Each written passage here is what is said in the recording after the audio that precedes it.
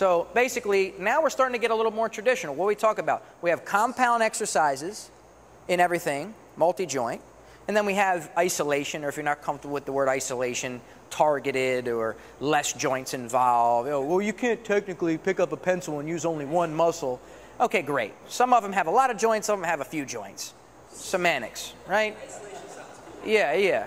So, but interestingly, we don't apply that same wisdom when it comes to core training.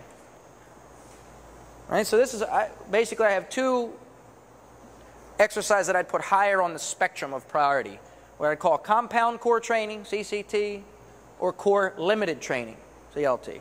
And then the targeted work. So for instance, if we're talking about back or pulling, this would be the chin up and lat pull down. This would be the dumbbell pull over, you know, and rear delt fly or something like that.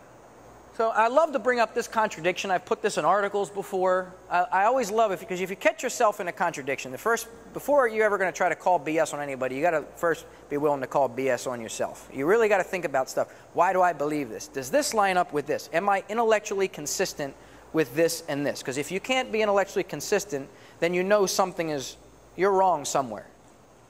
So contradictions are a way to go, huh? So here's one of the biggest contradictions. I used to say it. This is my story right here. Oh, I train movements, not muscles. Absolutely, I'm functional. I train movements, not muscles. Your brain only knows movements, doesn't know muscles. That's wrong. All your muscles have nerve interventions. If my brain didn't know muscles, I couldn't do that.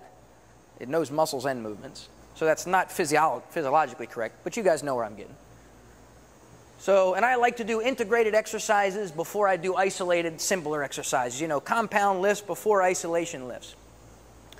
But because the core is so important, we start each session with 5 minutes of core-specific work.